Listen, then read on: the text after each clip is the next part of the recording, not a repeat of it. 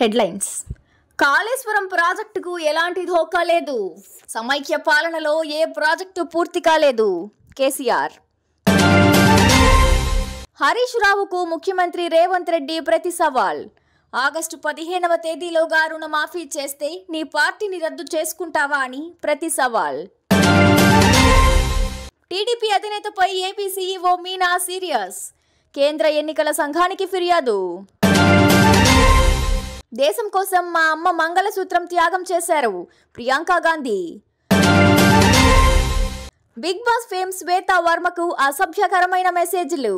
అమ్మకు ఇలాగే చెబితే ఓకేనా అన్నారు శ్వేతా వర్మ.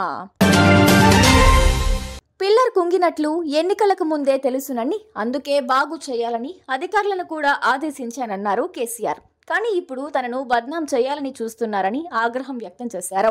పిల్లర్ను కాంగ్రెస్ ప్రభుత్వం రిపేర్ చేయించకపోయినా ఏం కాదన్నారు. కాళేశ్వరం కెపాసిటీ 16 టీఎంసీలేనని తెలిపారు కేసీఆర్.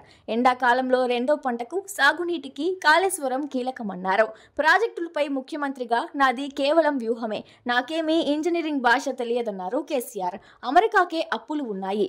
అప్పులపై తప్పుడు ప్రచారం జరుగుతోంది. ప్రజల ఆకాంక్షలను నెరవేర్చే క్రమంలో ప్రభుత్వాలు అప్పులు చేస్తాయి. తెలంగాణ ఆర్థిక పరిస్థితిపై కాంగ్రెస్ తప్పుడు ప్రచారం చేస్తోందని ఆగ్రహం వ్యక్తం చేశారు. బజారు మాటలు వేరు, పరిపాలన వేరన్న కేసీఆర్. బీఆర్ఎస్ సిద్దిపేట ఎమ్మెల్యే హరీష్ రావుకు ముఖ్యమంత్రి రేవంత్ రెడ్డి ప్రతి సవాల్ విసిరారు. ఆగస్టు 15వ తేదీలోగా రుణమాఫీ చేస్తే నీ పార్టీని రద్దు చేసుకుంటావా? నేను మాటిస్తే ఎలా ఉంటుందో నీకంటే నీ మామకు బాగా తెలుసునని వ్యాఖ్యానించారు. మంగళవారం కొడంగల్లో కార్యకర్తల సమావేశంలో సీఎం పాల్గొన్నారు. హరీష్ రావు నాకు సవాల్ విసిరారు. 15 ఆగస్టులోగా రుణమాఫీ చేయకుంటే రాజీనామా చేస్తావా అని అడిగారు. మరి నేను రుణమాఫీ చేస్తే నువ్వు నీ పార్టీని రద్దు చేసుకుంటావా? నా సవాలు స్వీకరించు. భూమి తలకిందులైనా కేసీఆర్ ఫామ్ హౌస్ లో ఊరేసుకుని సచ్చినా నేను రుణమాఫీ చేస్తా. నా సవాల్ను స్వీకరిస్తావా అని ప్రతి సవాల్ విసిరారు. తెలుగుదేశం పార్టీ అధినేత చంద్రబాబు నాయుడుపై ఆంధ్రప్రదేశ్ ఎన్నికల ప్రధానాధికారి మీనా సీరియస్ అయ్యారు.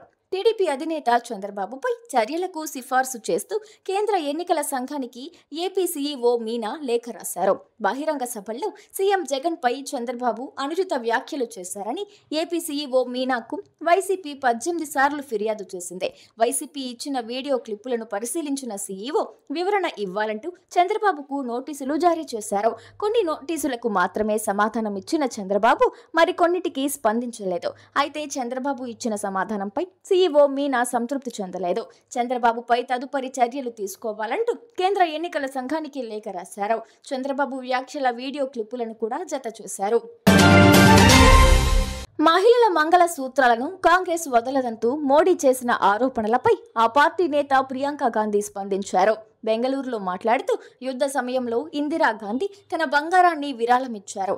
మా అమ్మ సోనియా దేశం కోసం తాలిబోటును త్యాగం చేశారు అని పేర్కొన్నారు. దేశంలో ఐఎన్సీ 55 ఏళ్లు అధికారంలో ఉందని, ప్రజల బంగారాన్ని, తాలిబోట్లను ఎప్పుడైనా లాక్కుందా అని ప్రశ్నించారు ప్రియాంక గాంధీ. శ్వేతా వర్మ బిగ్ బాస్ తరువాత పలు చిన్న సినిమాల్లో కనిపించింది. ఇక కొన్నాళ్ళుగా అటు సినిమాలకు కూడా దూరంగానే ఉంటుంది. కానీ సోషల్ మీడియాలో మాత్రం చాలా యాక్టివ్గా ఉంటుంది శ్వేత. ఈ క్రమంలోనే ఇటీవల ఆమె చేసిన ఓ పోస్టుకు ఓ వ్యక్తి అసభ్యకరమైన మెసేజ్లు చేశాడు. దీంతో చాలా సీరియస్గానే రియాక్ట్ అయింది శ్వేత. అసభ్యంగా కామెంట్ చేసిన సదరు వ్యక్తి ప్రొఫైల్ ఐడి కూడా తన ఇన్స్టాలో షేర్ చేసింది.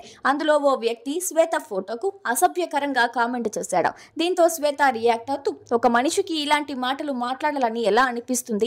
అతని అమ్మకు కూడా ఎవరైనా ఇలాగే చెబితే పర్వాలేదు అనుకుంటాడా అంటూ రాసుకొచ్చింది.